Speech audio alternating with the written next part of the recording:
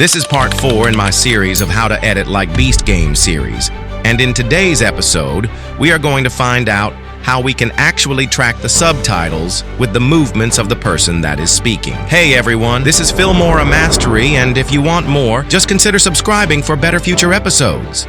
This video is sponsored by Filmora under Filmora's Special Effects Campaign Challenge. Now, the very first thing for you to note right here is that your subtitles should be created in text format, not the SRT file, not even the dynamic captions, but text format. So for example, let's say we are creating a subtitle right here. You have to choose this option right here, and then your subtitles are going to show up like this. You got it? Good. And now that you have your titles in the timeline, my dear friend, it's time for the step number 1.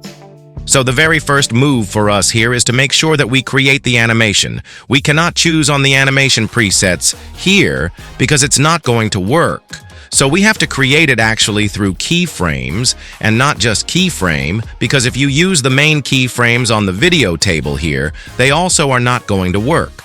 So for you to create this animation properly, you have to use the keyframes under the text table, right here. If you scroll down, you see this transform option here, just for titles. All right, so this is what we are going to use. Add a transform keyframe right here, and then reduce the scale of your keyframes of your titles until it's almost invisible. Then set its position to be around the person who is speaking, and then a few frames later, you normalize the scale by increasing it to a normal text size. And again, adjust the position and the rotation, and this is going to give it a zoom in effect before it is being dragged with the movements of the person that is speaking. So this simply means that we now have the animation, which is a kind of zoom in as it fades in at the same time. And now that you are done this very step, my dear friend, you go to the video that you want to take the movements from. And then I go to this option, which is the AI tools. Scroll down and find the motion tracking option. Here,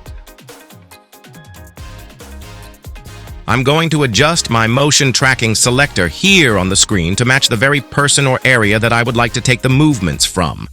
After that, I run the motion tracking, and then it's now simple, my dear friends. Just use this option here, and then choose your title as the target of the motion tracking. And as you can see, there you go.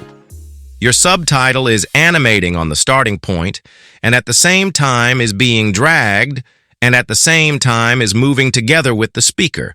If you want to learn more very serious tricks, consider subscribing and stay tuned for future episodes. And until I meet you in one of those, bye.